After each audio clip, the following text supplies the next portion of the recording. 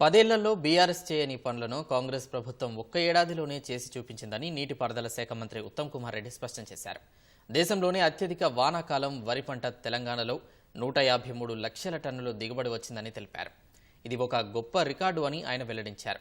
వేములవాడ సభలో ప్రసంగించిన మంత్రి ఉత్తమ్ 11 నెలల్లో 50,000 ఉద్యోగాలు తమ ప్రభుత్వం ఇచ్చిందని తెలిపారు.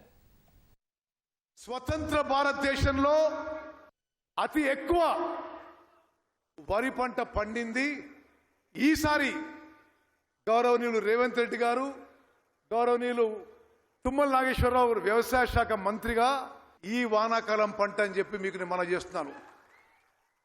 ఎంత గొప్ప విషయం ఇది. కాళేశ్వరం ప్రాజెక్ట్ అని గత పాలకులు పచ్చి అబద్ధాలు మాట్లాడినారు.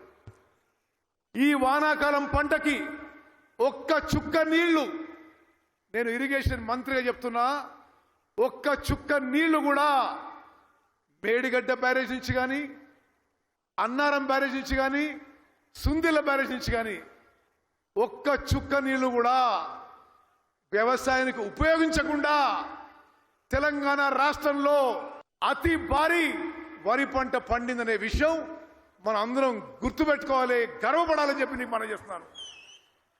66.7 లక్షల ఎకరాల్లో మా తెలంగాణ రైతన్న 153 లక్షల మెట్రిక్ టన్నుల వరి ధాన్యం ఈ వానాకాలం పండించిందంటే ఈ ప్రభుత్వం యొక్క పాలసీలు, ఈ వ్యవసాయ శాఖ, మన రాష్ట్రంలో వ్యవసాయ శాఖ అధికారులు, ఇరిగేషన్ శాఖ అధికారులు సమర్థవంతంగా పనిచేసి భారతదేశంలోనే రికార్డు స్థాయిలో వరి పండించిన విషయం మన అందరం గర్వపడాలని చెప్పి మనం చేస్తున్నాం.